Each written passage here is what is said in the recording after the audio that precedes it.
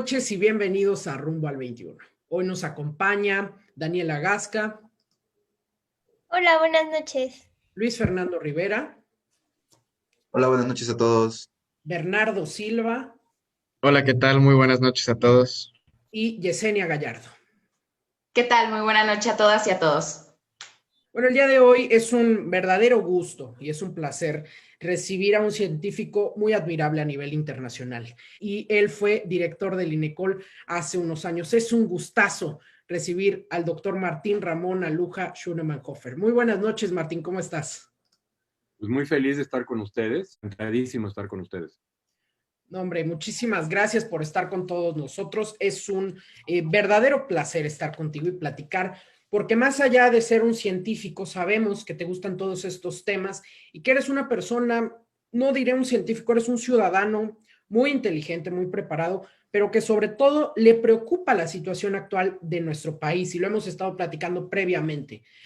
Sugiero empezar hablando de los temas de la famosa alianza entre el PAN, el PRI y el PRD, temas que han retumbado últimamente en las redes.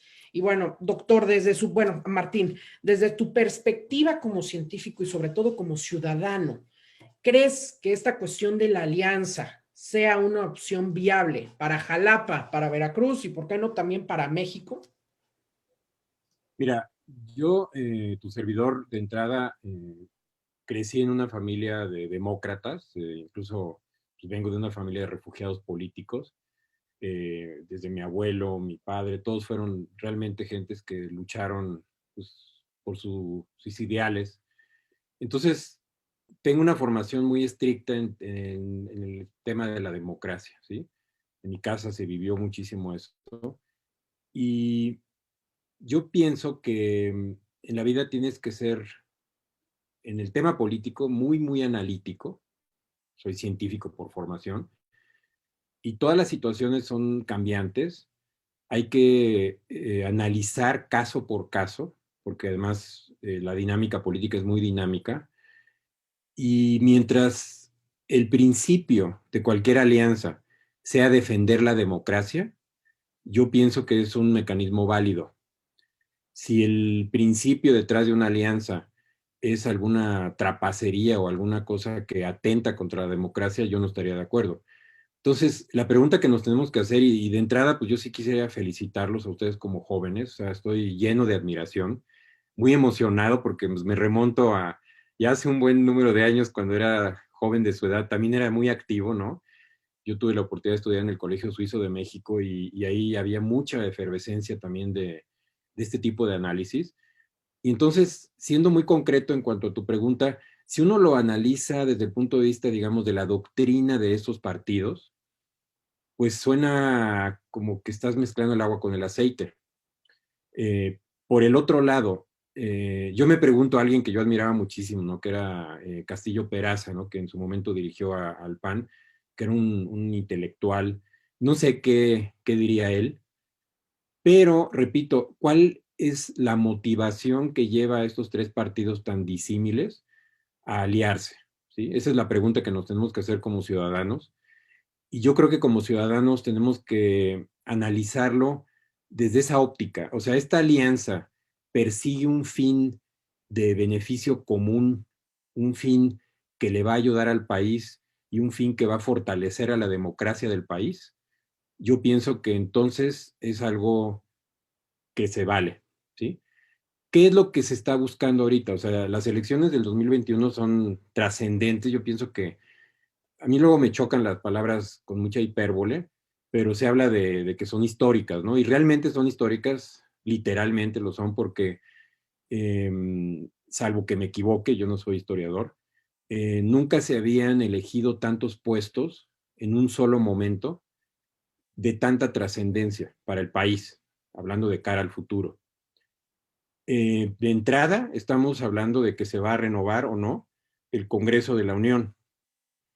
Y de allí emanan las leyes de las cuales se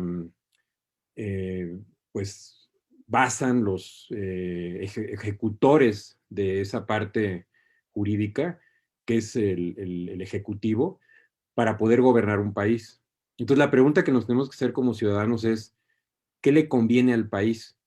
¿Un Congreso plural? ¿Un Congreso donde no haya una hegemonía de un solo partido? Y ustedes como jóvenes quizás todavía no lo han entendido bien, pero nosotros venimos, a mí me tocó vivirlo como joven, de un país donde había un gobierno hegemónico, muy autoritario.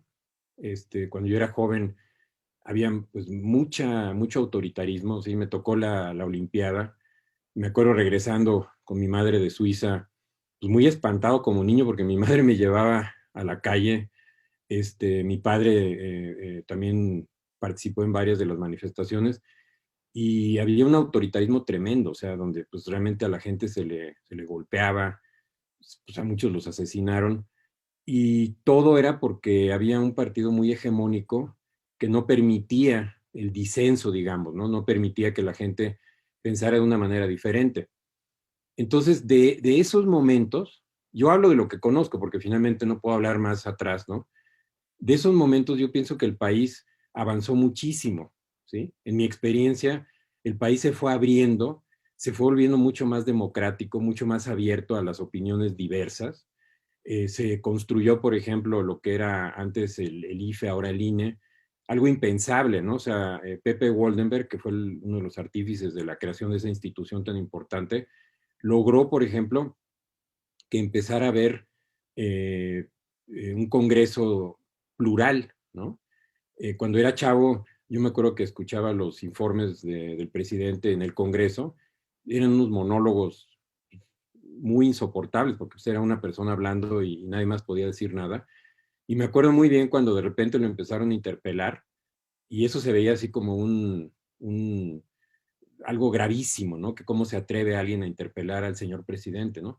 Pero poco a poco el país fue avanzando y pues, con mi formación europea, si tú ves el Parlamento inglés, es una cosa viva, es una cosa muy dinámica, con muchísimas críticas. El primer ministro o la primera ministra se para ahí y se tiene que someter a críticas fuertísimas. Si tú te metes al Parlamento alemán, no importa que esté la primera ministra, pero se le critica fuertemente y eso se tolera y se acepta e incluso se estimula.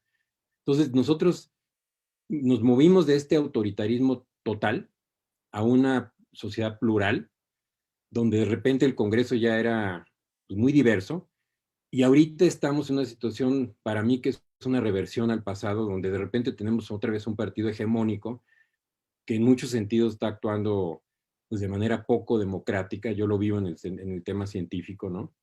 Y entonces, si para el país y para recuperar esta posibilidad de tener un Congreso plural, donde se tengan que discutir las decisiones y se tengan que discutir las leyes sin que haya una aplanadora como la que existía en el pasado y la que vuelve a haber ahorita, yo pienso que una coalición de este tipo tiene sentido, ¿sí?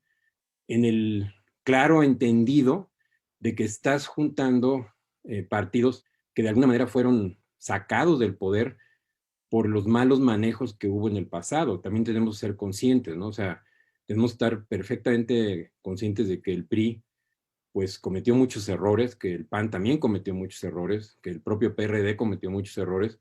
Uno esperaría como ciudadanos que van a aprender esas lecciones y que ahora se están coaligando de alguna manera para poder recuperar un poco un modelo democrático, ¿sí? En esa tesitura, Ángel, yo te contestaría que en este momento histórico yo lo veo como algo positivo, porque un servidor como científico ha sufrido las consecuencias de un cierto nivel de autoritarismo en el Congreso, donde se toman decisiones irracionales, como por ejemplo haber extinguido los fideicomisos de una manera totalmente absurda, o sea, sin debate, ¿sí? Todos los fideicomisos están mal y todos los fideicomisos son corruptos, eso es absurdo totalmente, ¿sí? Pero se dio una votación mayoritaria donde aplastas a las minorías y tienes un resultado tan terrible para el país, ¿no? Y termino rápidamente comentándote mi experiencia como director. En el Instituto de Ecología hay un consejo interno, que se hace cuenta que es el Congreso, ¿sí? Y en ese consejo interno hay representantes de todos los grupos académicos que trabajan dentro de la institución y se reúne una vez al mes ese consejo interno. Entonces, uno como director podía escuchar las opiniones de los integrantes de este consejo interno y atender muchas de esas necesidades, o no, porque tú como director, así como estaba el estatuto, tenías la última palabra, ¿no? Entonces, en el pasado a mí me tocó ser electo representante de los investigadores a ese consejo interno. Y a mí me llamaba mucho la atención que invariablemente las votaciones las perdíamos 11-2. Siempre la aplanadora, digamos, en el poder, y dos que éramos los que teníamos una opinión diferente, pero nunca teníamos la posibilidad de lograr nada porque siempre nos aplastaban. Entonces, cuando un servidor llegó como director, propuse una fórmula diferente. Les dije, vamos a discutir aquí 8, 10, 12 horas o 2, pero hasta que logremos un consenso. Es decir, todo el mundo haya tenido la oportunidad de presentar sus ideas, sus propuestas. Muchas de ellas van a estar en contra de muchas otras, pero vamos a estar dialogando hasta que logremos un consenso y logremos una decisión que privilegie el bien común, donde muchos quizás no estén de acuerdo, pero logramos ponernos de acuerdo, valga la redundancia, por el bien de la institución. Y al principio eso le causó mucho escozor a ciertas personas que estaban acostumbradas a los votos, donde los votos pues aplastan, si tú tienes una mayoría hegemónica. Y poco a poco se fueron acostumbrando a estos debates, donde realmente la gente tenía que llegar con una posición inteligente para convencer a los demás, que es algo que yo también me preocupa mucho en un congreso donde tú tienes una mayoría aplastante, donde ya no estás debatiendo ideas, sino estás debatiendo, pues, básicamente designios, donde ya las ideas no entran en juego, ¿no? Entonces, en este instituto empezamos a trabajar por medio de los consensos, y fíjate, Ángel y los demás compañeros, fue impresionante, porque cada vez los debates se hacían más cortos, porque la gente aprendió a llegar preparada a los debates, con ideas perfectamente claras, muy bien analizadas, para poder empezar a un diálogo, digamos, inteligente, y con la enorme ventaja de que el acuerdo por consenso permitía que alguien que tuviera una opinión diferente quedara sentada en el acta.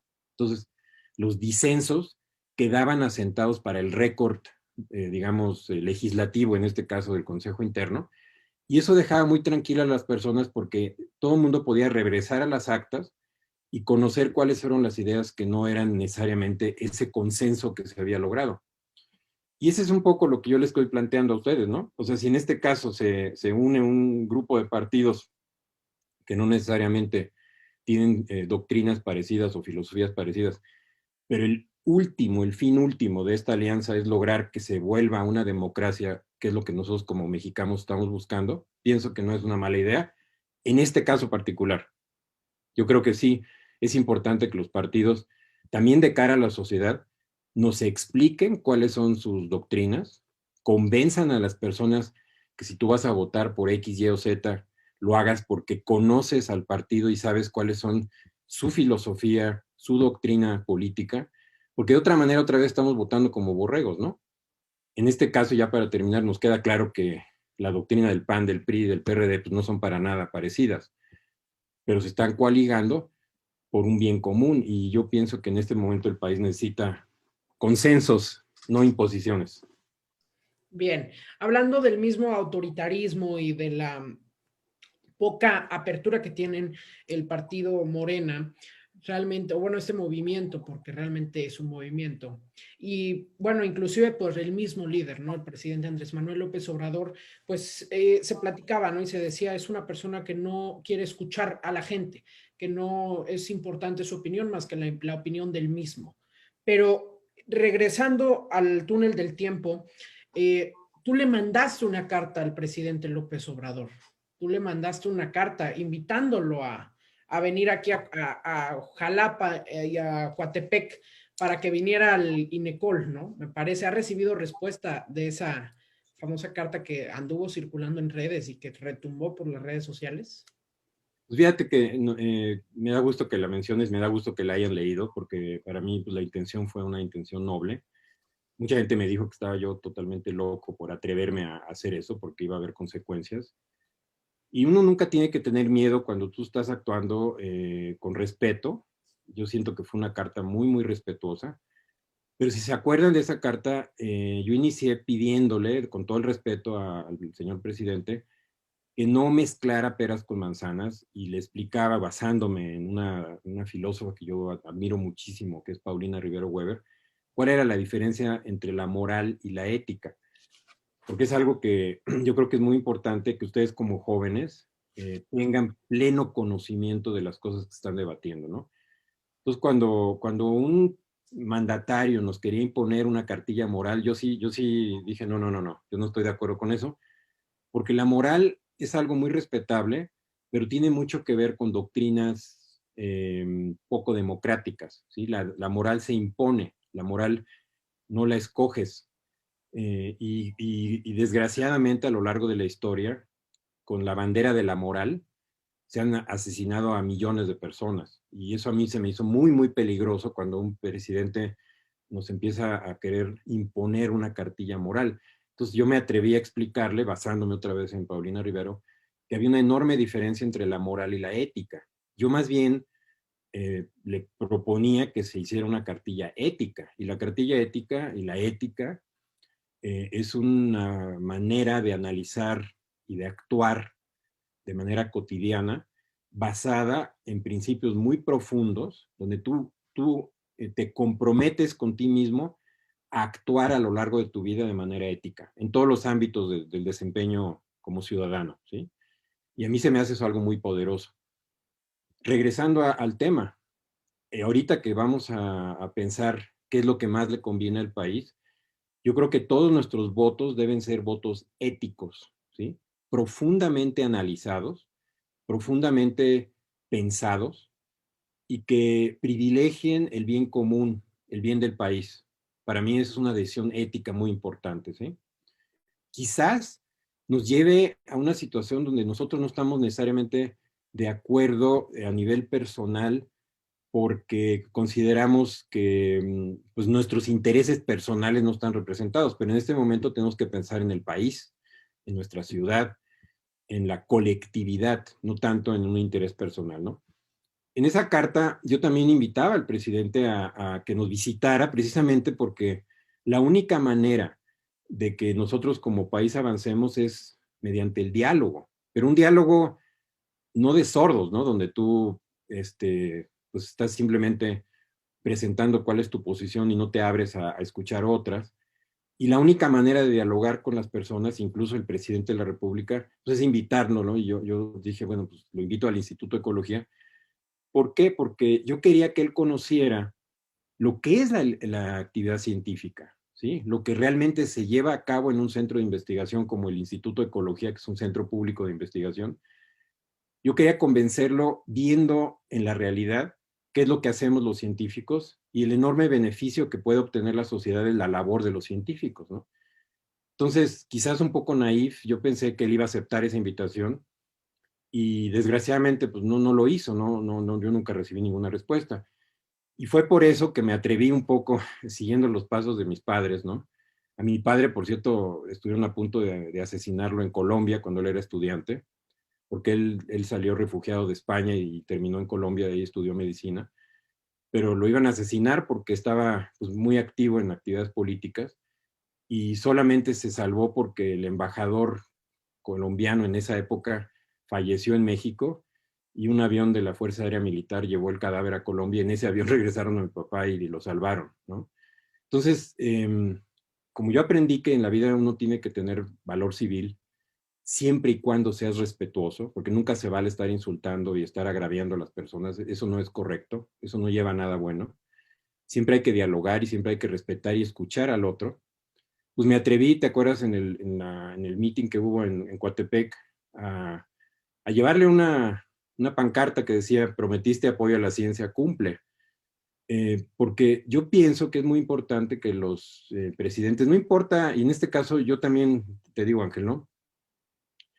Yo no es que esté en contra de nadie y a favor de nadie, ¿sí? Yo como científico, mi filosofía de vida es que soy un ser crítico, y gobierno que venga va a recibir mis críticas y va a recibir también mis comentarios positivos, porque tú no puedes volverte siempre una persona que todo lo ve mal o todo lo ve bien, porque te volverías una persona abyecta, ¿no? O una persona muy arrastrada. Entonces, en este caso, independientemente que sea Morena o sea X, Y o Z, es el presidente de la República, representa una institución que nosotros como país tenemos que respetar y tenemos que, a la que también le tenemos que exigir, ¿no? Entonces, yo en ese momento pensé como científico que era mi deber ético plantearle a el señor que el apoyo a la ciencia era fundamental para el futuro del país, para el futuro de todos ustedes como jóvenes, ¿sí?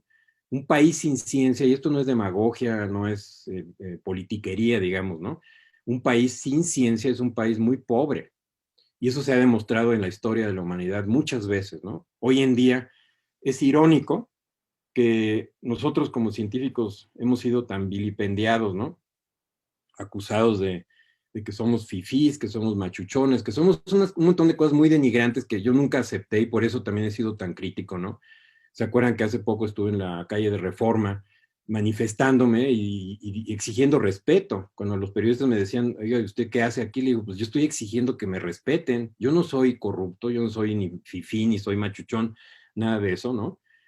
Yo soy un científico que quiere a su país y que cree que la ciencia es fundamental para que este país avance, ¿no? Entonces, yo sí creo, Ángel, que si nosotros no entendemos lo que está pasando como país en este momento y nos damos cuenta que la vacuna, que ahorita todo mundo desesperadamente está felicitando y se está emocionando y están diciendo que es pues una panacea porque llegó una vacuna, si nosotros analizamos cómo se generó esa vacuna, quién generó esa vacuna, pues es una contradicción total al discurso que hemos recibido en contra de los científicos. La vacuna la hizo Pfizer, la hicieron empresas, entre comillas, que ahora se consideraban como fifís, como neoliberales, como cosas espantosas. Pues no, estas empresas son empresas de pues, mucha capacidad tecnológica, ¿sí? Que están usando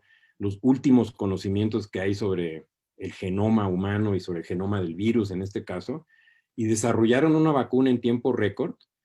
Y yo pienso que esa es una demostración fehaciente de la importantísima labor que tiene la ciencia, la tecnología, en este caso para salvar a la humanidad.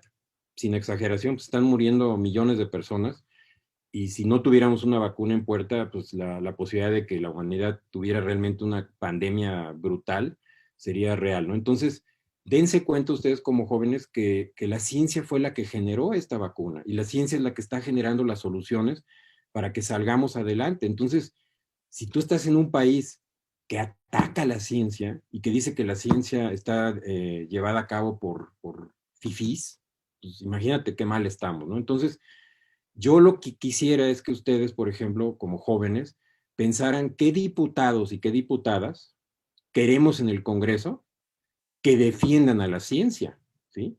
Yo me haría esa pregunta y yo les pido a todos ustedes que cuando se les presenten los candidatos, no importa cuáles, mujeres y varones por igual, no importa tampoco de qué partido, ábranse y analicen todas las propuestas, no importa cuál, pero pregúntenle, por ejemplo, a los diputados y a las diputadas, oiga, ¿usted a qué se compromete en materia científica y tecnológica?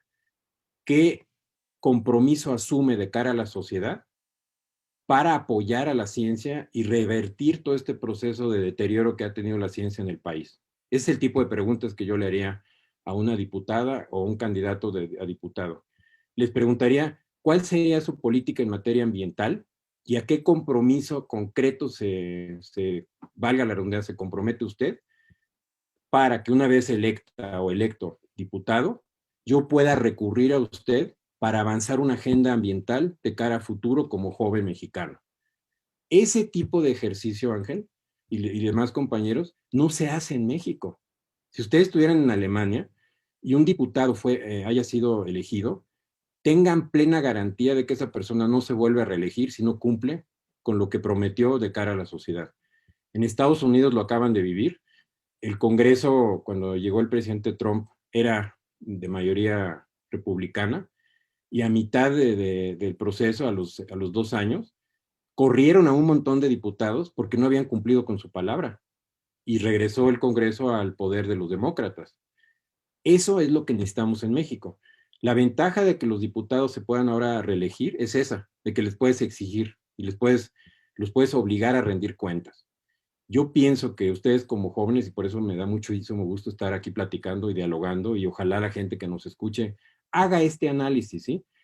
Aquí yo creo que es importante ahorita que no hablemos en contra de nadie, ¿sí? Que si no importa el partido, pensemos la persona que representa a cualquier partido, qué oferta concreta de cara a la sociedad tiene y qué compromiso formal asume para podérselo exigir. Y entonces yo pienso que esa pluralidad va a llevar a un Congreso que no sea hegemónico, porque obviamente muchas de esas personas, con el debido respeto que ellos merecen, pues no tienen la menor idea de los temas ambientales. Yo he tratado de hablar con algunas diputadas y diputados y la verdad que sí es pues, muy desagradable porque no tienen el menor conocimiento de la materia, ¿sí?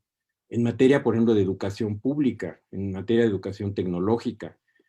Un tema que yo les preguntaría a los diputados, a las candidatas, sería, ¿cuál es su política energética? No sé si ustedes sepan, pero Dinamarca acaba de asumir un compromiso donde va a... Dinamarca es algo muy sorprendente, quizás para el público que nos está escuchando, nos va a escuchar. Es el país europeo que más petróleo produce. O sea, si ustedes ven a Dinamarca, es una minúscula país, ¿no? Pero bueno, gracias a sus avances tecnológicos y a los acuerdos que se llegaron en su momento, en los mares del norte pues, tienen reservas importantes, ¿no? Bueno, ellos, a pesar de tener ese liderazgo, han asumido el compromiso de que van a cancelar todas las energías fósiles y se van a mover a las energías libres, verdes, renovables. Nosotros en este momento estamos revirtiendo al país a las energías fósiles. O sea, si ustedes se dan cuenta, queremos construir otra planta de carbón. Eso para mí, y con el debido respeto para quien corresponda, es totalmente retrógrada para el país. Nosotros como México tenemos uno de los potenciales de energía eólica más importantes del mundo. Nada más para decirles una cosa y se concientice la sociedad. En el istmo de Tehuantepec, en la zona de la Ventosa, hay tanto viento que las empresas que están generando energía con la energía eólica tienen que apagar los aerogeneradores porque si no se les truenan por la cantidad de viento que hay en ciertos momentos. Imagínense, ese es el potencial que hay. México, y yo pienso que las y los diputados que se van a querer reelegir o que se van a querer elegir, los tenemos que poner bajo el escrutinio y decirles, a ver, ¿cuál es tu política ambiental? ¿A qué te comprometes? ¿Qué leyes vas a votar para que México se transforme en un líder mundial en energías renovables, en energías verdes, eólica, solar, geotérmica, todas las energías renovables? ¿A qué compromiso o qué compromiso vas a asumir, diputada, para apuntalar el sector científico y tecnológico del país para que México genere sus propias tecnologías, por ejemplo, y por qué no soñar, en transformar el hidrógeno en una fuente de energía? Si el mundo lograra ese superavance tecnológico de poder explotar el hidrógeno como fuente de energía, todos los problemas se resuelven, ¿sí? Si un diputado dice yo voy a apuntalar al sector científico para que en 50 años México sea líder mundial en esos temas, pues hay que votar por ella o por él, ¿no? Ese es el tipo de preguntas que yo pienso que les tenemos que hacer. Perfecto. Vamos contigo, Luis Fernando. Qué gusto, Martín, poder platicar contigo. La verdad, todo esto que comentas tiene mucha verdad. Eh, la verdad, estoy completamente de acuerdo contigo en la parte de los fideicomisos. Lo que este gobierno está haciendo es juzgar a todos o todas las cosas por igual y claramente eso no se debe hacer. Tienes que ver qué es lo bueno y lo malo de cada cosa antes de tomar una decisión.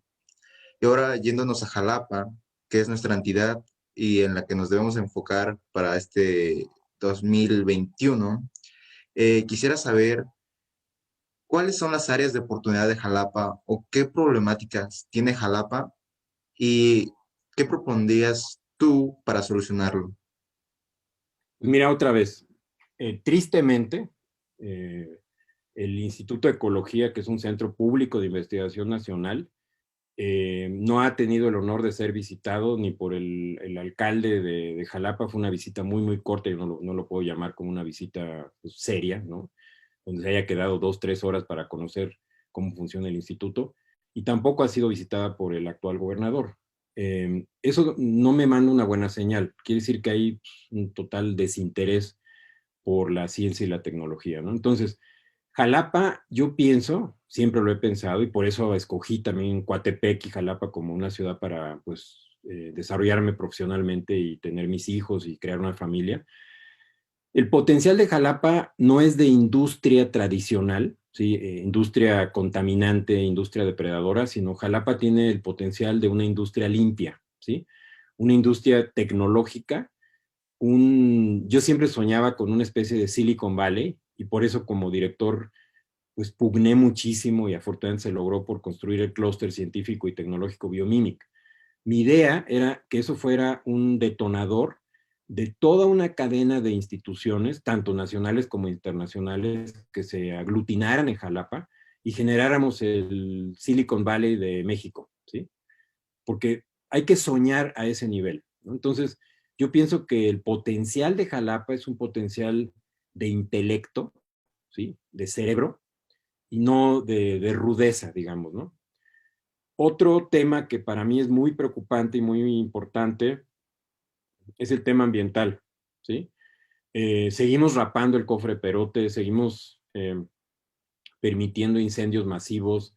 Ahorita hay una amenaza terrible de una invasión en una zona pues, muy importante, boscosa, que no podemos perder.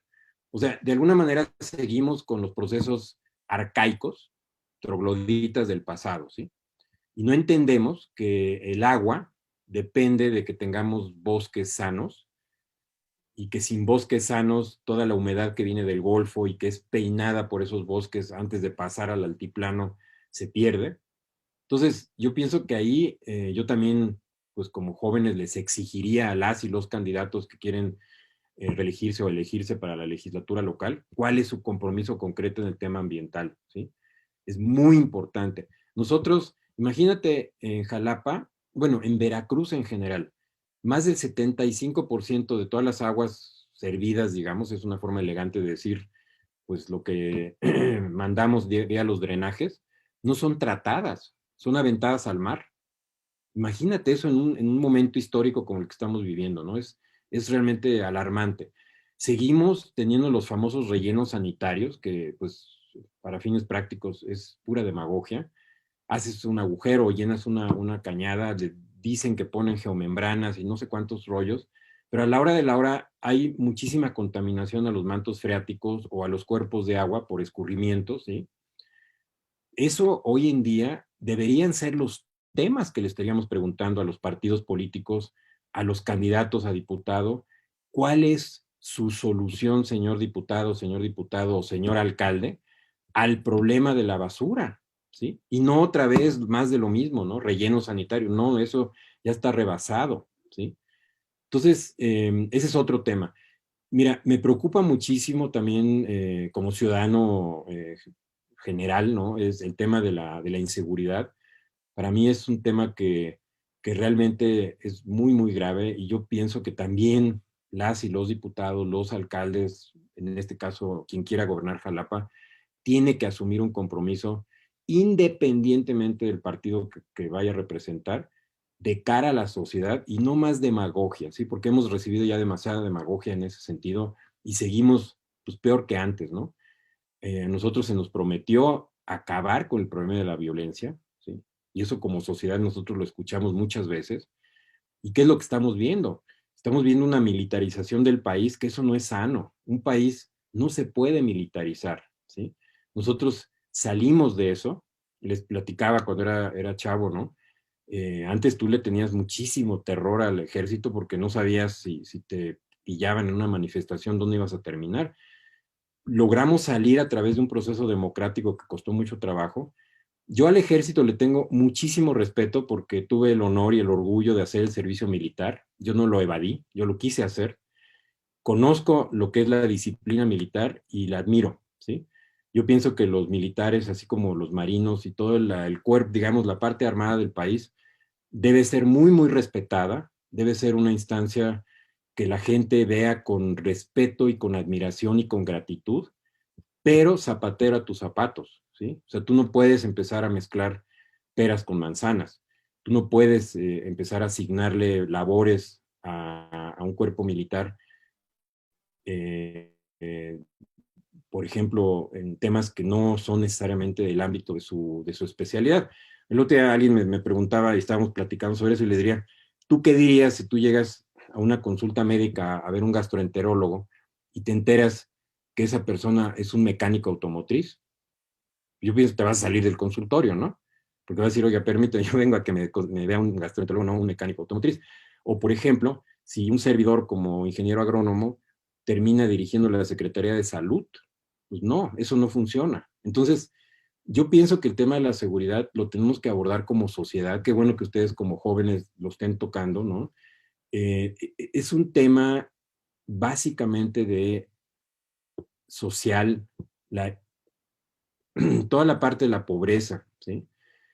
Que es terrible, ¿no? O sea, nosotros tenemos más de 60 millones de conciudadanos en México pobres, que les cuesta trabajo llegar con comida a su casa. Tú cuando tienes un país así, donde la mitad de la población está pobre y tiene problemas sociales muy fuertes, pues no vas a llegar a controlar la violencia, ¿no? Entonces, tenemos que trabajar muchísimo en una sociedad mucho más solidaria, pero que no venga como una imposición, sino que venga de la convicción, un poco lo que están haciendo ustedes, ¿no? Jóvenes están uniendo, están organizándose por un bien común. Yo pienso que esa parte es fundamental, ¿no? Entonces, yo le preguntaría a quienes aspiren a dirigir Jalapa, oiga, concretamente, ¿cómo pretende usted atender el problema de la violencia? Y además tenemos que ser honestos, ¿sí? Porque yo creo muchísimo en la honestidad intelectual. Nosotros no podemos de un día para el otro resolver un problema que se vino acarreando durante muchos años, ¿sí? También hay que ser honestos. Este gobierno heredó muchos problemas del pasado que no fueron resueltos y lo que yo les reclamo es que te hayan prometido resolverlos cuando ellos mismos sabían que no lo podían resolver. Eso yo sí lo reclamo, porque eso es deshonesto intelectualmente. Tú no debes engañar a nadie, ¿sí? Uno lo que tiene que decir es voy a hacer el máximo esfuerzo con estos mecanismos para resolver el problema. Entonces, ya te cité, tema ambiental, tema de seguridad y que tiene que ver con el tema social, ¿sí? Te propuse que Jalapa se transforme en el Silicon Valley de México y que esa sea la política de quien quiera dirigir Jalapa y que a su vez a través de esa política logre los consensos con el Congreso, pues con todo el país y todas las instituciones internacionales, los acuerdos que hay que llevar a cabo con los gobiernos internacionales. Pero mira, te estoy poniendo la vara muy alta para que un presidente o una presidenta municipal de Jalapa tenga ese perfil, pues tiene que hablar varios idiomas, o al menos tener la humildad de reconocer que no los habla, pero juntarse con un gabinete, un cabildo de gente muy preparada, ¿no? Entonces, yo pienso que tenemos que empezar a subir la vara y que las personas que aspiren a tener un puesto de elección popular reconozcan que es un alto cargo de cara a futuro, de cara a la sociedad y sobre todo de cara a los jóvenes, y no más de lo mismo, ¿sí? Tú no puedes tener una persona ignorante en un puesto de esos. En ese sentido, el actual alcalde es una persona muy bien preparada, pero aquí hay una ironía, no necesariamente porque seas un buen académico, un buen intelectual, vas a tener una buena capacidad gerencial, ¿sí? Es un reto que a mí me tocó vivir en el Instituto de Ecología, ¿no? Mucha gente, incluso cuando un servidor estuvo aspirando a ese puesto, me preguntaban, bueno, ¿cuál es tu experiencia administrativa?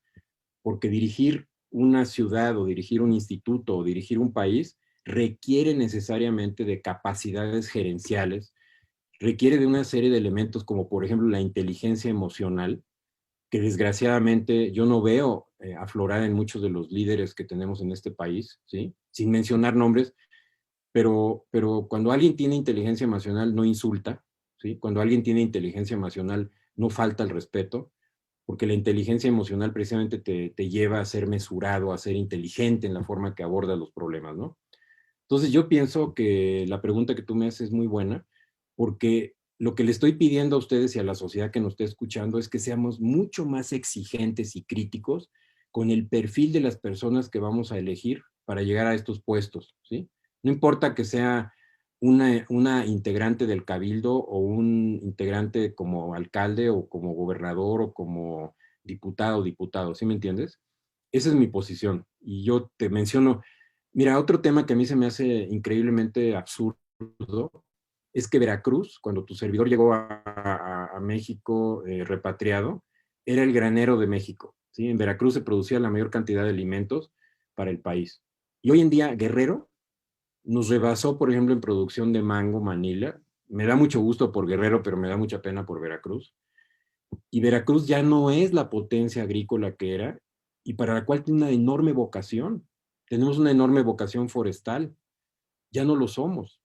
¿Por qué? ¿Qué ha pasado? ¿Qué políticas nos han llevado a lo largo de los años? Y también hay que ser muy críticos con el pasado. Hemos tenido gobiernos pues, que son en muchos sentidos una vergüenza, ¿no? En estos ámbitos y que tenemos que ser muy críticos. O sea, no porque ahorita, por ejemplo, estemos en desacuerdo con el actual gobierno porque tenemos razones fundadas para ser críticos, vamos a dejar de criticar las bestialidades que cometieron gobiernos anteriores. Pero, por ejemplo, el tema agrícola para mí es fundamental, ¿no? Y quiero terminar con el tema de la educación, que va un poco pegado con todo lo que te estoy diciendo, ¿no?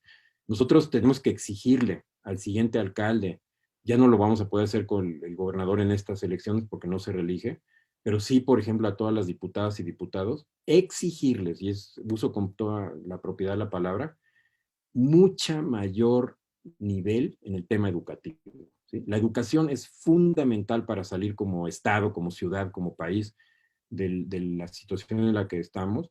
Y si nosotros no tenemos gente de la mayor capacidad en las áreas de educación, no vamos a salir adelante, ¿sí? Entonces, yo creo que ahí hay otro reto muy, muy importante, ¿no? Y no mezclemos otra vez peras con manzanas. No tratemos de hacer Jalapa una ciudad industrial tradicional. Para eso está ya Veracruz. Mejor fomentemos que se afiance la situación industrial muy importante que se tiene en el puerto de Veracruz y transformemos a Jalapa en una ciudad industrial, pero del intelecto, de la inteligencia, ¿sí? De la ciencia y de la tecnología. Ojalá y se lograra. Muchas gracias, Martín. Ciertamente concuerdo contigo. Tocas temas muy importantes y con muy buenas propuestas. Claro que debemos aprovechar todo el internet que se genera, todos los estudiantes que se forman en Jalapa y que tienes la razón, no tenemos que enfocarnos en la parte de industrializar Jalapa, sino hacer que sea la cuna de nuevas empresas tecnológicas y también que busquen mejorar el ambiente y solucionar problemas ambientales. Y si me permites rápido, otro tema donde tenemos que dar ya un golpe de timón es, por ejemplo, el modelo de crecimiento, ¿no? O sea, no podemos seguir con el esquema tradicional de fraccionamientos rapaces, donde tú llegas a un terreno, metes bulldozer, quitas toda la cobertura vegetal que hay, ya sea de herbáceas o de arbustos o de árboles, y después regresas a sembrar árboles. Eso es totalmente absurdo. Ese esquema estaba bien para hace 60 años, pero ya no para hoy. No es necesario arrasar con toda la vegetación en un terreno, sino tú tienes que planearlo de una manera adecuada. Hoy en día, y a los jóvenes que me están escuchando, ojalá y se interesen, hay toda una ciencia del diseño del paisaje urbanístico, ¿sí? Y en el caso del diseño paisaje urbanístico, no solamente hablo de las avenidas, de los parques, sino también de los fraccionamientos y de las zonas de desarrollo habitacional. Ese es otro reto enorme que tiene Jalapa. Jalapa es un lugar muy accidentado, con muchas cañadas, con muchas pendientes. Yo quisiera ver a los arquitectos del futuro diseñando a la ciudad del futuro y no siguiendo con los esquemas de rapaces de meter un bulldozer y tumbar todo lo que veas para después sembrar árboles que ni siquiera pertenecen a la zona, ¿no? Yo reto a los agentes inmobiliarios, a muchos de ellos los conozco y los respeto muchísimo, ¿sí? No vean esto como una crítica personal a nadie, al revés. Yo soy un científico y mi deber es ser crítico, ¿no? Pero yo quisiera que los jóvenes en la Universidad Veracruzana, por ejemplo, y en las escuelas donde se aprende arquitectura o temas de urbanismo o los ingenieros civiles, transformen a Jalapa en una ciudad hipermoderna, con estructuras ligeras que no se nos vengan abajo en un terremoto, porque acuérdense que estamos en una zona sísmica y una zona volcánica. Acuérdense también que históricamente hay patrones de terremotos muy importantes y seguimos viendo las estructuras tradicionales, el tipo de construcciones tradicionales, cuando deberíamos estar fomentando estructuras mucho más ligeras, mucho más elásticas, mucho más adecuadas al momento histórico que estamos viviendo. Y ese sería otro gran reto del alcalde de Jalapa, ¿no? Yo quisiera que las personas que se vayan a postular como candidatos nos hablen de eso, nos digan, yo voy a fomentar una transformación importante en el diseño arquitectónico de futuro, porque obviamente tampoco vamos a poder tumbar las casas que están ahorita, hay que respetarlas, ¿no? Jalapa tiene una tradición maravillosa, cultural, muy importante. Habría que enaltecer ese pasado, pero movernos hacia un futuro muchísimo más apto, ¿no? Y ahí ustedes, como jóvenes, yo pienso que tienen un papel importante de empezar a presionar a sus propios maestros, ¿no? Yo sé, por ejemplo, por Ángel, que pues, me ha tocado ir a la escuela donde ella está, me ha tocado pues, tratar de motivar a los jóvenes a que se interesen por la ciencia y la tecnología. Y cuando uno empieza a ver las ideas que ustedes tienen, se queda uno pasmado y emocionado, ¿no? Porque ustedes ven el mundo, yo he aprendido hace poco una cosa que me encantó, que ustedes tienen otros filtros, ¿no? Porque pues de repente uno también tiene discusiones con sus hijos, ¿no? Y entonces, pues a veces uno se complica la vida y dices, pero es que no estoy entendiendo a mi hijo. Bueno, pues es que mi hijo tiene un filtro diferente al mío y yo veo las cosas de una manera diferente. Un insecto, por ejemplo, ve en el rango ultravioleta, no ve el rango infrarrojo. Nosotros sí podemos ver el rango infrarrojo, pero no podemos ver el rango ultravioleta. Entonces, un insecto ve el mundo muy diferente a un humano, pues así como ustedes jóvenes ven el mundo muy diferente a nosotros adultos o adultos mayores, ¿no? Yo pienso que tenemos ya que empezar a exigirle a todas estas personas que aspiran a puestos políticos o de dirección que dejen el pasado y que se empiecen a comprometer con el futuro, ¿no? Y para eso lo que están haciendo ustedes es maravilloso, me entusiasma muchísimo, yo les agradezco otra vez la oportunidad de platicar con ustedes. Pongan la vara muy alta, no le tengan miedo a los grandes retos, y ahorita el tema de la vacuna lo ha demostrado, ¿no? Cuando antes una vacuna como esta hubiera tomado al menos 10 años desde su concepción inicial hasta su inyección en un brazo, ahorita lo hemos logrado en muy poco tiempo récord, ¿sí? ¿Por qué? Pues porque ha habido avances tecnológicos, ¿sí? Esos avances tecnológicos nos han demostrado que cuando la humanidad es retada y trabaja por el bien de la humanidad, podemos encontrar soluciones a la humanidad. Por ahí tiene que ir el camino en Jalapa y en México. Bueno, Martín, respecto ahorita a lo que mencionabas de la vacuna, aquí debemos de tener en cuenta algo muy fundamental. El contexto social en cuanto a salud, economía y laboral se ha visto un poco afectado. Entonces, pese al proceso electoral que vamos a vivir en 2021, ¿tú cuál crees o cuál será el principal reto para estas elecciones de 2021? Entendemos que el contexto a este proceso electoral va a ser muy diferente a cómo se ha vivido en anteriores procesos, pero para 2021, acorde a todo el panorama que tenemos, que es muy lamentable, ¿cómo se van a vivir estas elecciones en 2021? Mira, el principal reto, en mi muy humilde opinión, es consolidar la democracia, ¿sí? Yo creo que la sociedad mexicana toda, somos un país ya de 130 millones, de esos pueden votar quizás para julio 100.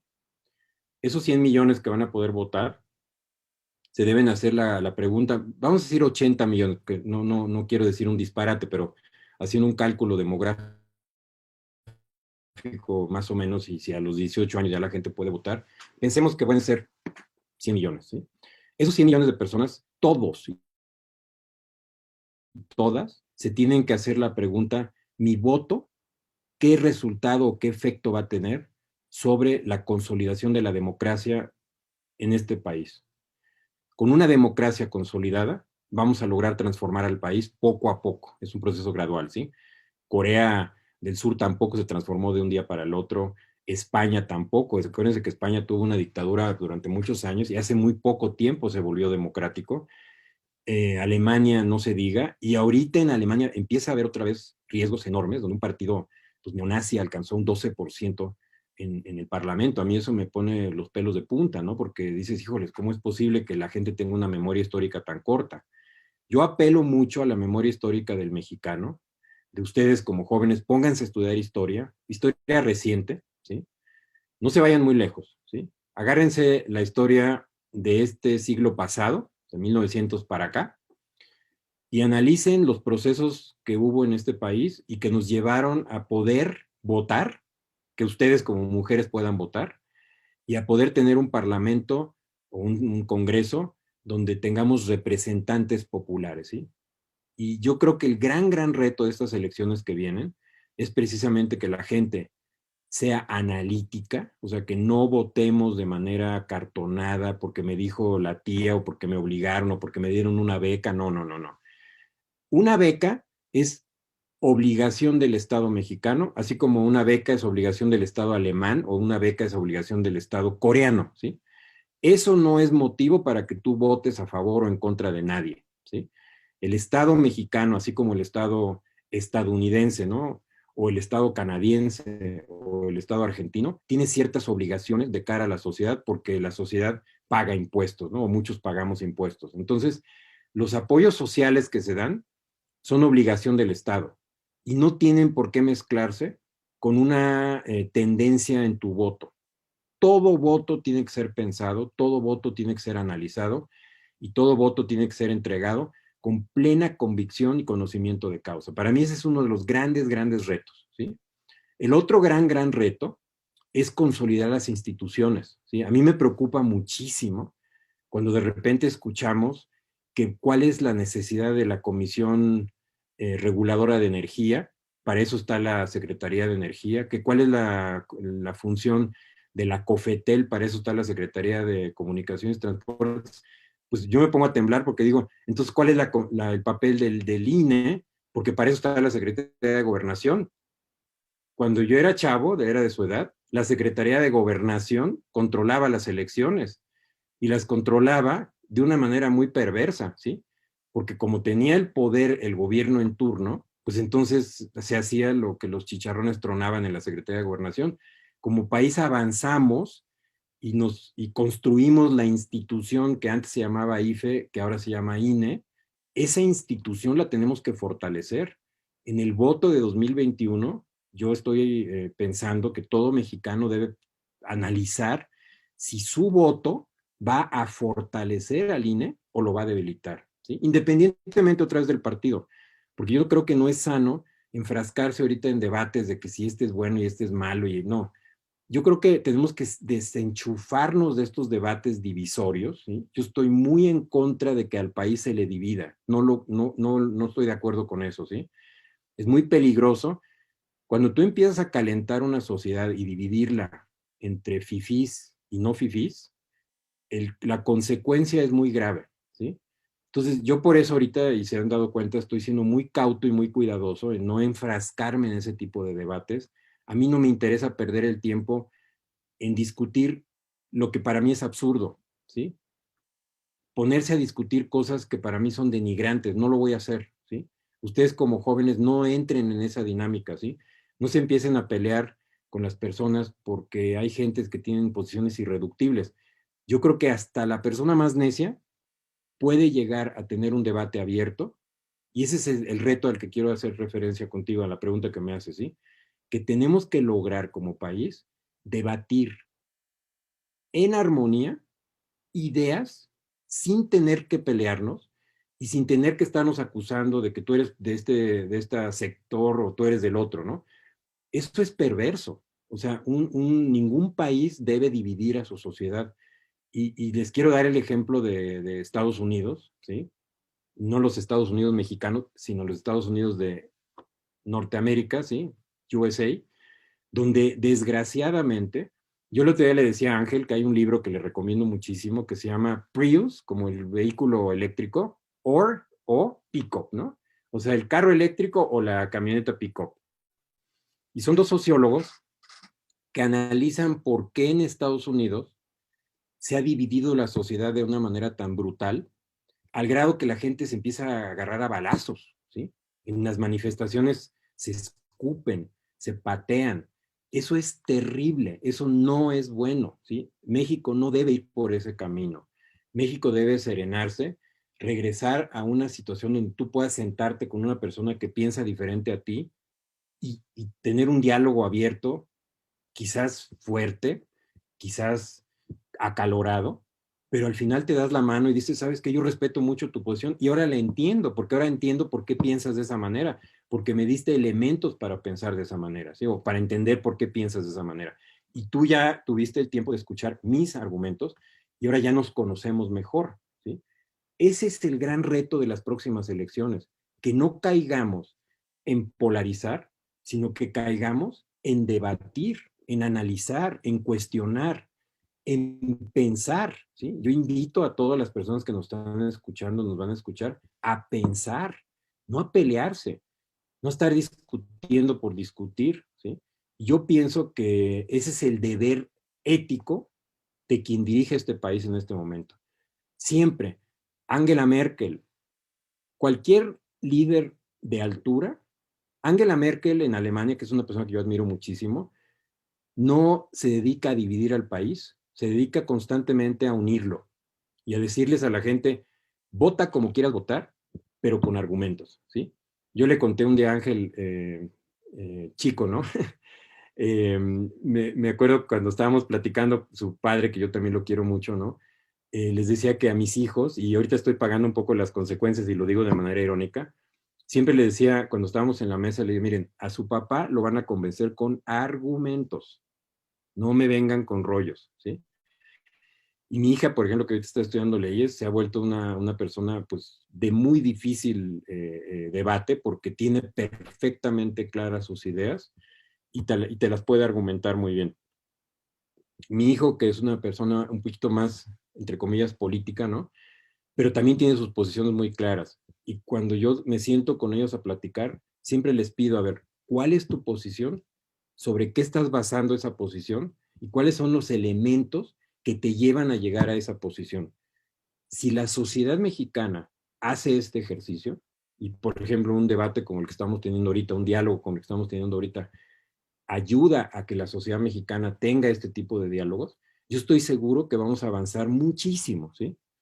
Y mira, si al final de todo se ratifica, por ejemplo, la hegemonía de un partido, pero que fue producto de este análisis a fondo de la sociedad, yo pienso que lo tenemos que respetar, porque una de las cosas increíbles de la democracia, por ejemplo, yo tuve muchas oportunidades pues estudié en el colegio suizo y de vivir muchas experiencias maravillosas en Suiza, ahí tú tienes, para mí, la democracia más estricta que yo conozco, ¿sí? Donde en la alcaldía donde tú vivas, aunque haya 200 personas, cada voto cuenta y cada opinión cuenta. Y donde en una situación como esa, en una democracia de ese tipo, la mayor de las veces vas a tener que aceptar una posición que no es la tuya. Eso a México no lo ha entendido bien. La democracia no es imponer tu voluntad. La democracia es aceptar que la opinión de la mayoría puede ser diferente a la tuya. Lo que a mí me preocupa es que esa mayoría sea una mayoría abyecta, que sea una mayoría que regresemos un poco al modelo de Luis Echeverría, por ejemplo, ¿no? Donde tú no te atrevías a decirle nada al presidente porque te daban de palos, ¿sí? Y entonces eso transformó a la sociedad mexicana en muy abyecta, ¿no? Abyecta en el sentido de que todos le decían que sí, y si el señor presidente decía un disparate, todo el mundo le aplaudía. De eso ya salimos, ¿sí? Entonces, si al final de esto terminamos con una situación como la que tenemos ahorita, producto de un análisis profundo en donde cada voto fue reflexionado a fondo, pues ni modo, así es, ¿no? Y entonces te esperas al siguiente proceso electoral y va a haber la oportunidad de cambiarlo. En paz, con debates profundos, respetuosos y de altura, y sin ningún tipo de dogmatismo, ¿sí? Yo soy una persona ferozmente contraria a los dogmas, porque así fui educado en mi casa, y uno no tiene por qué estar aceptando que te impongan o que, por ejemplo, te censuren, ¿sí? Yo he tenido muchos debates donde la gente me dice, no, Martín, es que eso que estás diciendo no entra. No, espérate, tú no eres nadie para estarme limitando, ¿sí? Tú no puedes censurar a las personas por sus ideas o discriminarlas por sus ideas, ¿no? Entonces, es una respuesta larga a tu pregunta. Yo pienso que hay retos muy, muy importantes de fortalecer a la democracia, de fortalecer a las instituciones a través de crecer como sociedad en cuanto a la calidad de nuestro voto, ¿sí? Que cada voto que nosotros emitamos en el 2021 sea un voto de calidad profundamente reflexionado, ¿sí? México va a ser otro. Muchas gracias, Martín. Y, gracias. Bueno, Martín, estoy totalmente de acuerdo con todo lo que dijiste a través de toda esta polarización que se ha visto, ¿no? Que si unos son fifís o son tal cosa, siento que todo ese rumbo o esa polarización no es tan buena, ¿no? Para llegar a esos objetivos claros que se tienen en mente o para ver hacia el futuro, ¿no? Y desarrollar nuevas políticas que realmente sean resilientes, ¿no? O para todos esos nuevos tiempos que ya se avecinan, ¿no? Y todas esas nuevas problemáticas que ya están prácticamente al lado de nosotros, ¿no? Ya están presentes. Y la siguiente pregunta sería, ¿tú cómo ves a México en 4 años? Mira, si México sigue el cauce que está siguiendo ahorita, de denostar la investigación científica, de denostar la libertad de expresión, de estar apostando por energías fósiles, por estar socavando la autonomía del Banco de México, yo no veo un panorama para nada halagador y me preocupa muchísimo, ¿sí? Porque yo he sido un ciudadano muy comprometido con mi país y yo no veo bien que vayamos en reversa en vez de ir para adelante, ¿sí? Yo considero que el gran reto de México es la pobreza, ¿sí? Punto y aparte, y no podemos seguir jugando a las canicas, ¿sí? O sea, ya dejemos en paz todo el tiempo perdido y abordemos de fondo el problema de la desigualdad social, ¿sí?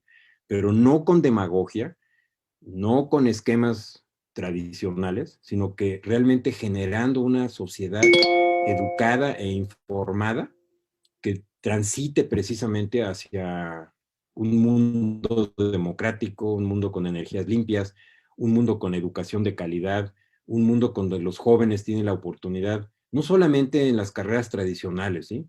Yo, Ángel me ha escuchado muchas veces, ¿no? Yo siempre los reto y les digo, métanse al web y analicen cuáles son las carreras del futuro, ¿sí? Y se van a dar cuenta que muchas carreras de hoy ya no van a existir. Hay varios análisis de Andrés Oppenheimer, por ejemplo, ¿no? Escribió un libro muy padre donde él nos explicaba que muchas de las carreras tradicionales ya no van a existir. ¿Nos estamos preparando para eso? O sea, ¿ustedes escuchan en el debate público esos debates? O sea, ¿ustedes escuchan que nuestros diputados, que nuestros secretarios, que el presidente de la República habla de las carreras del futuro y de las necesidades del futuro? No, yo no lo escucho. Entonces, si tú me preguntas cómo ves el futuro, lo veo con mucha preocupación porque considero que no nos estamos moviendo en la dirección correcta. O sea, toda la sociedad mexicana, cada uno de nosotros tiene que asumir un compromiso ético para erradicar la pobreza extrema. Eso no es aceptable. O sea, yo pienso que todos nosotros nos deberíamos levantar muy molestos con nosotros mismos de permitir que haya un país donde haya tanta gente pobre, que no tenga alimentación adecuada, que esté muriéndose de enfermedades que no se deberían estar muriendo, etcétera, ¿sí? Eso debe ser un agravio social de todos, ¿sí? Y todos los mexicanos deberíamos estar trabajando diario para resolverlo, pero resolverlo de raíz, de fondo, ¿sí? ¿Cómo lo vamos a resolver de fondo? Mira, es terrible lo que te voy a decir.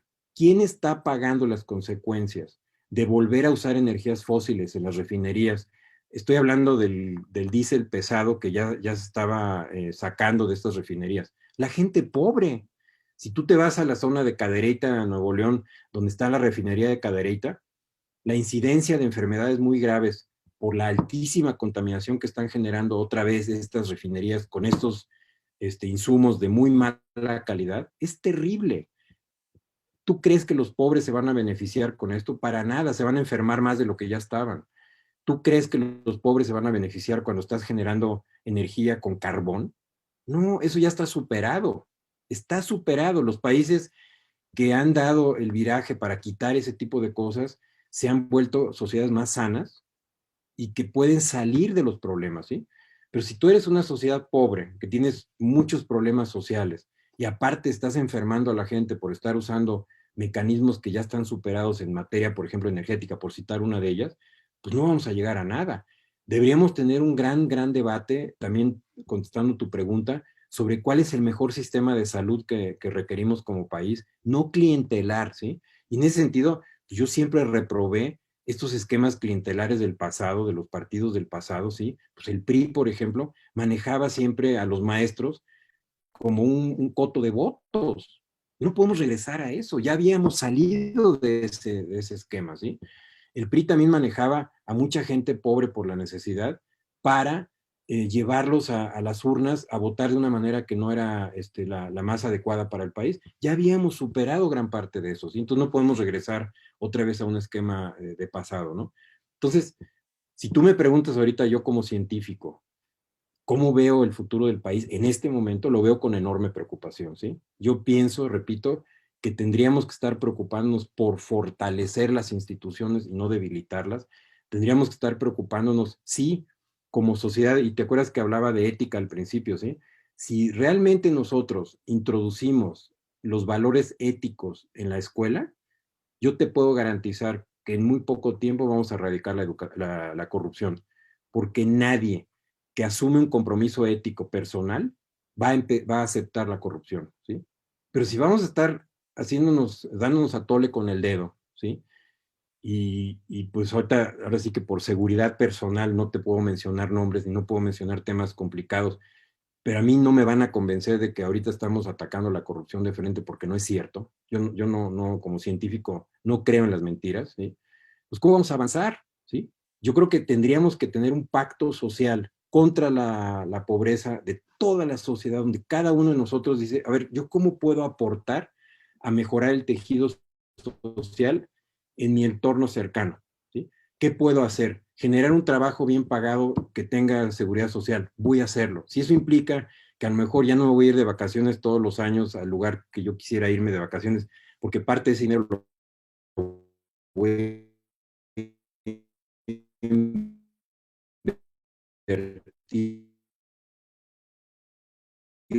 en mejorar a 2 años de vacaciones, ¿no? Pero si ese sacrificio, entre comillas, que hacemos, lo determinamos para poder ayudarle a la gente que va a salir de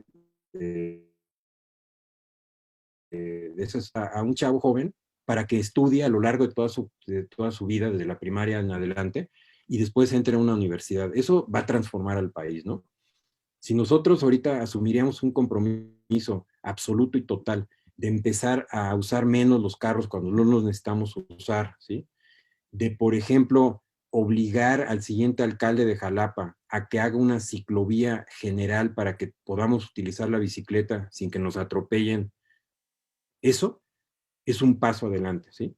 Nosotros, por ejemplo, cuando a mí me tocó fundar una cosa que se llama Consejo Coatepecano por un Ambiente Sano, y una de mis grandes frustraciones fue que le habíamos propuesto a las autoridades que se hiciera una ciclovía en la antigua carretera de Jalapa a Coatepec, cuando todavía era totalmente posible y viable hacerlo, y no lo hicieron. Y yo les decía, ¿saben cómo lo pueden hacer? Obligando a la gente a respetar el derecho de vía. Tú sabes que hay un derecho de vía y donde tú no puedes invadir con los muros de tus casas ese derecho de vía. Tú simplemente aplica la ley, recupera el derecho de vía y haz una ciclopista por la vía antigua de Jalapa a Coatepec. Hoy en día estaríamos, sin exageración, hablando de una movilidad tipo Holanda, donde la gente va a su trabajo en bicicleta sin que los estén atropellando, ¿sí? Entonces, ese es el futuro que yo anhelo, ¿no? Un futuro de compromiso real donde permitamos que la gente pobre pueda empezar a subir su nivel, tanto económico como social como cultural. ¿Por qué no? Porque el gobierno está usando un programa clientelar para ganar votos, no. Porque la sociedad tomó la decisión de que eso es lo que México necesita, ¿no? Entonces, pues, tampoco quiero ser negativo, porque ustedes son gente joven y yo no les quiero dar un panorama tétrico y de tristeza, ¿no? Yo lo quiero es retarlos a pensar a fondo cuál es el futuro que queremos, ¿sí? Queremos un país, miren, les voy a dar un ejemplo que mucha gente no piensa, ¿no? Todo uno piensa que cuando tira los árboles no pasa nada, ¿no? Pues estás produciendo menos oxígeno, estás capturando menos carbono, y además ahorita con la agravante de que con el cambio climático cada vez hay más árboles enfermos, ¿sí?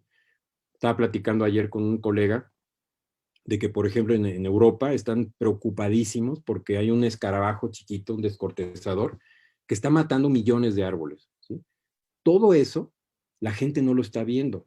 Entonces, tenemos que pensar en un futuro arbolado, porque esa es la única manera de sobrevivir como sociedad, y para eso necesitamos entender que hay una problemática vinculada al cambio climático, ¿sí? Hay gente hoy en día que, por ejemplo, sigue diciendo que el cambio climático no es cierto, ¿no? Hay gente hoy en día, por ejemplo, que sigue diciendo que las vacunas no deben ser aplicadas. Vaya, o sea, yo tuve un compañero, por ejemplo, en la escuela que tuvo polio y a mí me daba muchísimo coraje, porque eso fue la responsabilidad de sus papás. En esa época ya había una vacuna contra el polio y ese chavo nunca no tuvo que terminar en muletas porque sus papás tenían una idea diferente. Yo pienso que hoy en día tenemos que ser muy responsables, ¿no? Y pensar precisamente en un mejor futuro, ¿no? Entonces, lo que ustedes están haciendo es el camino. Con eso quiero terminar tu pregunta, ¿no? ¿Cómo veo el futuro? Si me baso en lo que estoy viendo con ustedes, el tipo de preguntas que me están haciendo gente con la edad que ustedes tienen, yo pienso que México va a salir adelante muy rápido, ¿sí? Eso es muy motivante, ¿no? Entonces, ¿con qué mensaje te quiero dejar?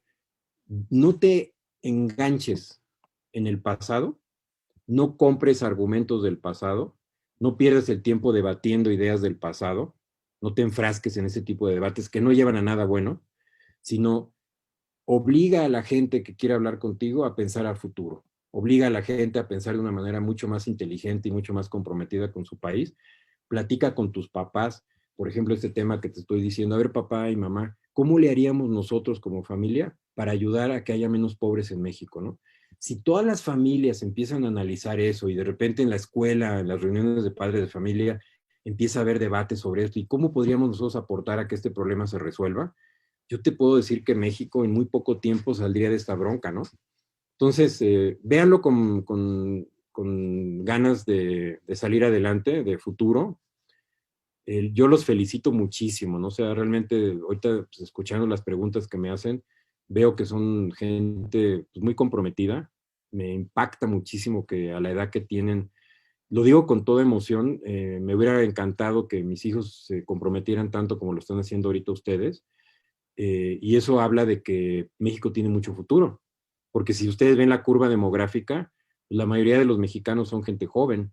Entonces, si todos son como ustedes, pues yo pienso que México va a ser una potencia mundial. No, pues claro, yo creo que somos la generación del cambio, creo que somos los que, pues a fin de cuentas vamos a formar como, pues la nueva sociedad, ¿no? Y pues somos nosotros quien tiene como el cambio en las manos completamente, como dices, y pues quizá no estamos haciendo, digo, una revolución extrema, pero cada puntito cuenta y cada cosita cuenta. Y pues bueno, mi pregunta es que, pues ahorita México se las ha visto rudas, ¿no? Pues con todo lo de la pandemia y todo eso, ¿tú cuál crees que sean como los principales retos que va a enfrentar México y Veracruz en el 2021? El primer gran reto es convencer a nuestro presidente, y lo digo con todo respeto, a que use un cubrebocas, ¿sí? Yo pienso que ese es un reto que tenemos que ponernos todos como mexicanos, ¿sí? Eh, yo creo que es muy importante que el presidente de la República, llámese como se llame, sea quien sea, y pertenezca al partido que pertenezca, dé el ejemplo. Y yo pienso que es muy importante de cara al futuro. La pandemia ahorita está cañón, ¿sí? Por usar un término que usan ustedes, ¿no? Está cañón. Como científico te puedo decir que hay muchos modelos que han documentado que esa cifra de 120,000 muertos es muy falsa, que son muchos más, ¿sí? Y en ese sentido, si tú lo ves desde el punto de vista epidemiológico y cómo se mueven estos, digamos, olas de infección, tenemos un tremebundo reto en los próximos meses, ¿sí? México entre enero y abril va a enfrentar realmente una situación muy, muy complicada, como la que yo estoy viendo ahorita que vine a visitar a mi madre en la Ciudad de México, que realmente está muy complicado, ¿no? Entonces, un gran, gran reto es convencer al presidente de la República con el mayor de los respetos para que se ponga el cubrebocas, vaya a donde vaya, y convenza a que todos los mexicanos, todos, todos, todos, sin excepción, usemos el cubrebocas, ¿sí? Es una fórmula que ha funcionado y que está perfectamente documentada que funciona para cuidarte tú como persona y para cuidar a los congéneres, ¿sí? ¿Cuál es el otro gran reto que yo veo? El económico, ¿sí? Ahorita no hemos hablado de los empresarios. A mí me duele muchísimo, muchísimo ver a pequeñas empresas, medianas empresas, grandes empresas perder su capacidad de mantenerse vigentes, porque eso en automático implica que estás perdiendo un montón de trabajos, ¿sí? Mucha gente queda desempleada. Y yo pienso que otro de los grandes retos que tenemos, y aquí volvemos a las elecciones, ¿sí? Exijámosle a los diputados y a las diputadas que vamos a elegir, exijámosle, ¿sí? Así duro como suena, cuál va a ser su política en materia económica de cara al futuro para poder apuntalar al sector empresarial de este país, ¿sí? Porque es una realidad inequívoca que nadie puede negar, que la mayor cantidad de los empleos no las genera el gobierno, sino las generan los empresarios privados, que mis grandes respetos para ellos, ¿sí? Y entonces un gran, gran reto que el país va a enfrentar ya es falta de liquidez y una consecuente falta de ingresos al sector público, y eso a su vez pues trae toda una serie de problemas concatenados, ¿sí? En el momento en que las arcas de la nación ya no tengan los recursos que se requieren, pues va a haber que tomar decisiones muy difíciles, ¿sí? Y yo pienso que uno de los grandes, grandes retos que tenemos de cara al futuro es que el país no entre en una crisis como las que ya hemos tenido. A mí me tocó vivir una inflación de 60, 70%, era terrible, ¿no? Con devaluaciones que pues, tú veías que de repente pues, ya no era posible moverse, ya no era posible comprar un montón de cosas porque pues, eran precios exorbitantes, ¿no? Entonces, yo creo que uno de los grandes, grandes retos va a ser precisamente que no caigamos en una espiral de crisis económica que desbarate todo, ¿no? Yo ahí me preocupo muchísimo, ¿no? Porque ahorita, por ejemplo, pues, ha habido algunos cambios que yo no entiendo, ¿no? Yo tuve el gran honor de convivir con Maquio Cloutier, el papá de la actual secretaria de Economía. Era una persona admirable porque era una persona de convicciones totales, ¿sí? Y el papá de Tatiana dijo que una de las peores muestras de corrupción era aceptar un puesto para el que no estabas preparado. Ahora imagínate el tipo de nombramientos que estamos viendo y que además hay que ser honestos, ¿eh? No es nuevo. O sea, yo no estoy diciendo que en el PAN o en el PRI se hacían nombramientos perfectos siempre, porque no era el caso. Muchas veces se ponían gentes totalmente inadecuadas para los puestos.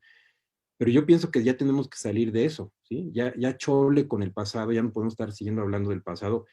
Pues lo que se nos prometió era un futuro diferente y eso hay que exigirlo, ¿no? Entonces, yo pienso que para cada secretaría, hablando de los retos que tú me preguntabas, tenemos que exigir que haya la persona más preparada y capaz para cada uno de esos puestos, porque eso es lo que va a permitir que no haya crisis. Mira, una persona que ha sido muy atacada y vilipendiada es Agustín Carstens, ¿sí? Agustín Carstens, gracias a él, no entramos en una espiral de crisis brutal en 2008, ¿sí? Es una persona profundamente preparada, muy, muy, muy preparada, que pues por su capacidad ahorita es el director de todos los bancos centrales del mundo, ¿no? Él está trabajando en Basilea y es el director de todos los directores de los bancos centrales del mundo, ¿no? Entonces, un gran, gran reto de cara a las elecciones que tenemos es exigirle a todas estas personas que están aspirando a estos puestos que nos garanticen que, por ejemplo, cuando haya un nombramiento de un funcionario que tenga que pasar por el Senado o que tenga que pasar por la aprobación del Congreso, vayan a ser personas exigentísimas y no por cuotas políticas o no por intereses políticos vayan a repetir el esquema del cual ya habíamos salido, ¿no? Donde de repente, no sé si se acuerdan, pero hace muchos años una persona que pusieron en la Secretaría de Educación Pública terminó teniendo que aceptar que no tenía doctorado, que al final tampoco tenía licenciatura, Fausto Alzati. Fue una vergüenza pública, ¿no? Yo pienso que eso ya lo debemos dejar de atrás. O sea, repito, nosotros no vamos a ser hipócritas, ¿no? Ahorita como sociedad, y ponernos a criticar todo lo que vemos como si fuera la primera vez que lo estamos viviendo. No es cierto. México es un país que pasó por épocas espantosas, donde tú nombrabas funcionarios, agentes completamente ineptas, simplemente porque era tu compadre, era tu amigo, tenías un interés creado detrás, ¿no? Ese reto lo tenemos que superar. De cara a las elecciones que vienen, tenemos que exigir que eso ya se acabe, que tú estés nombrando al mejor mexicano, al más apto y mejor preparado para cada uno de los puestos, no importa la relevancia, no sé, importa si sea secretario o sea integrante de un cabildo, ¿no? Ese para mí es un gran reto contestando tu pregunta, ¿no? Pero el tema económico, yo pienso que mucha gente o no lo quiere ver o de alguna manera pues tiene miedo de hablar sobre él, pero tenemos que ser bien honestos, ¿no? México tampoco es un país mega rico, a pesar de que somos éramos una de las 14avas economías más importantes, ahorita ya no lo somos. Sí es importante reconocer que nuestras reservas han llegado prácticamente a 200,000 millones de dólares, eso es algo muy relevante, y eso nos da una cierta ventaja de no caer en una crisis como las que caíamos antes. Pero esas reservas no son producto de un gobierno ahorita, son reservas que se fueron acumulando desde que, no sé, ustedes les pedí que le dieran la historia reciente, Bill Clinton, cuando fue presidente, le dio a México un préstamo de 20,000 millones porque estábamos tronados totalmente, ¿sí?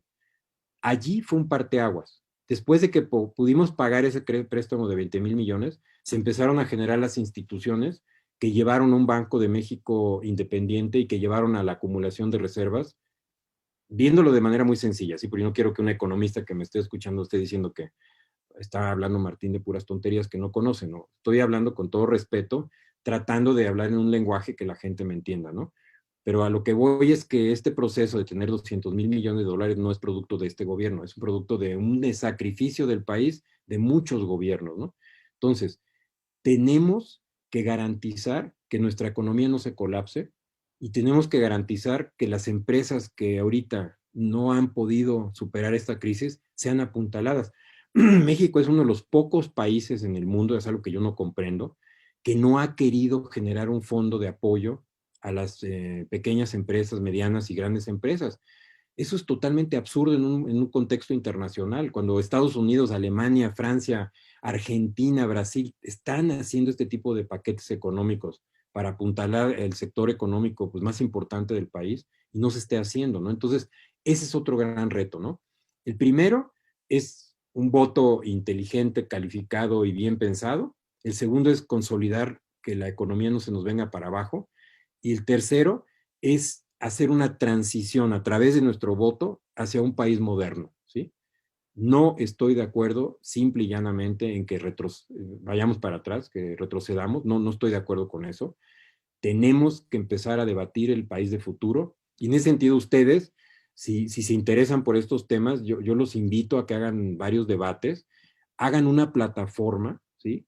Pongan 20 ideas centrales de cuál sería, por ejemplo, la plataforma de gobierno que ustedes quisieran ver reflejada en los líderes por los cuales van a votar, ¿no? Escojan los ámbitos más importantes, economía, ambiente, no olviden que el ambiente es bien importante, educación, ciencia y tecnología, ¿sí? Empleo, llámese economía, estabilidad macroeconómica, etcétera. Escojan esos grandes temas y pónganse a pensar desde su visión.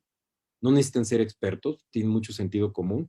¿Qué es lo que esperarían? O pregúntenle a sus papás o pregúntenle a sus maestros, oiga, papi o mami o profe, ¿qué me recomienda como una política económica de cara a futuro? ¿Qué me recomienda como una política energética de cara a futuro?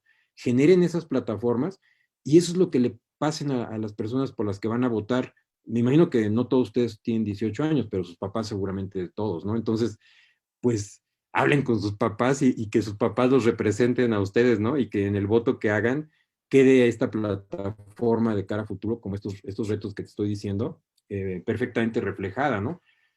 Ahora, yo sé que esto a mucha gente no le importa, pero nadie quiere reconocerlo. Un reto que México tiene que agarrar el toro por los cuernos es el reto ambiental, ¿sí? No podemos seguir actuando como si la naturaleza fuera pródiga y nos va a mantener eternamente. No podemos, ¿sí? No podemos aventar el 70-75% de todos los drenajes al mar y a los ríos. No podemos seguir en ese plan, ¿sí? No podemos seguir tirando la cantidad de basura que se está tirando. En ese sentido, por ejemplo, la medida que tomaron aquí en la Ciudad de México y en muchos otros lugares de ya prohibir los plásticos, pero lo que faltó fue generar un incentivo económico o fiscal para que las empresas hagan la reconversión a productos mucho menos contaminantes, ¿no? Yo creo que eso le faltó a México. Cuando tú quitas algo, tienes que incentivar la sustitución, ¿no? Entonces, en ese sentido, yo creo que hay un reto importantísimo, pero miren, el tema de la deforestación de México en contra, y no importa que se me critique de la demagogia gubernamental de ahorita y del pasado, ¿sí? De ahorita y del pasado. La deforestación de México es brutal y si seguimos haciendo eso vamos a perder nuestros mejores suelos, la capacidad de producir agua y no vamos a poder mitigar los efectos de cambio climático, ¿sí? Yo muchas veces cuando la gente me ha acompañado en la casa de ustedes, les he demostrado cómo teniendo una casa arbolada, en un espacio no muy grande, tú puedes salir, estar en la calle y meterte a la casa solamente por los árboles y tener 5 o 6 grados de temperatura más baja, ¿sí? Sin uso de energía, sin ningún gasto, simplemente porque permitiste que los árboles crezcan, no los podaste y los hiciste cachitos y permitiste que ese entorno se establezca, ¿no? México tiene que tener un compromiso ambiental brutal. Yo una de las primeras preguntas que les haría a todos los diputadas y diputados que se quieren reelegir o que quieren entrar es ¿cuál es tu compromiso en materia ambiental de cara al futuro? ¿Sí? Y si no me contestan, yo no votaría por esa persona. Y si me contestan una tontería, yo menos votaría por esa persona, ¿sí? Por cierto, les comento algo, digo, es una cosa un poco capciosa, ¿no? Pero medio ambiente es un pleonasmo, o sea, es la misma gata pero revolcada. Entonces, es o medio o es ambiente, pero no tenemos que decir las cosas dos veces. Pero si es necesario decir medio ambiente para que los políticos entiendan, vamos a decírselo de dos maneras diferentes, ¿no? Medio y ambiente. Pero el tema ambiental para mí es uno de los grandes, grandes retos del país. Y que va pegado, y con eso podemos yo creo que cerrar un poco el círculo, ¿no? Que sea un círculo virtuoso. El tema ambiental va pegado a la ciencia y la tecnología, ¿sí? ¿Cómo Alemania ahorita está resolviendo sus problemas ambientales? Pues recurriendo a sus científicos y a sus tecnólogos. ¿Cómo Estados Unidos está resolviendo sus problemas de todo tipo? Pues recurriendo a sus científicos y sus tecnólogos. No sé si se dieron cuenta el gabinete que conformó ahorita el presidente electo Biden. Es impresionante la capacidad en cada uno de los puestos que está reflejada por las personas que escogió. Es increíble, es muy motivante, ¿no? La gente, lo primero que hizo, lo primerísimo que hizo fue llamar, bueno, para empezar en su discurso de aceptación de que ya había sido electo, ¿no? Él habló de ciencia y yo lo conté como 6 veces. Su vicepresidenta habló de ciencia también como 6 veces, ¿no? Yo saltaba de gusto porque dije, híjoles, esto es muy motivante, ¿no? Y después, lo primero que hizo fue, voy a llamar a las personas más preparadas de mi país para que me asesoren en materia de la pandemia. Yo necesito estar asesorado por los mejores científicos de Estados Unidos, ¿sí? Ese es un gran reto que tiene México, ¿no? México tiene pocos científicos, pero yo creo que hay gente muy preparada. Pues hay que recurrir a ellos para resolver los problemas, ¿no? Por ejemplo, ambientales. Espero que te haya contestado. No, hombre. Sí, muchísimas gracias. No, hombre, sin duda alguna, Martín, nos das un mensaje muy claro, un mensaje preciso. Hay que saber por quién votar. Hay que votar con la cabeza. Debemos de pensar mucho porque en estas elecciones se viene algo muy importante. Será un cambio, yo creo que México de veras va a sufrir para algunos, porque realmente la oposición de los partidos de antaño, como lo hemos venido platicando ya desde semanas pasadas, pues sí fue algo que a muchos los sacó de su zona de confort, pero también que vino a perjudicarle al país, ¿no? Y yo la verdad estoy muy agradecido contigo de que hayas tenido el interés de platicar con nosotros. Bueno, nosotros queremos aprender de ustedes. Ese es el chiste de esta organización. Canajob, eso es lo que busca, eso es lo que trata de hacer, abrir este tipo de espacios de diálogo. Y mientras estemos encerrados y mientras nuestra liga de Zoom nos lo permita, vamos a seguir trabajando desde casa porque somos una organización bastante efectiva desde casa, sí nos sabemos acoplar. Te agradecemos muchísimo, Martín, que estés con nosotros.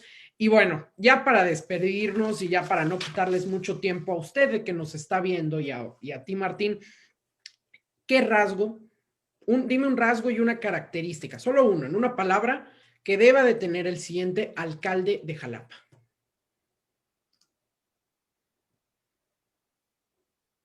Capacidad.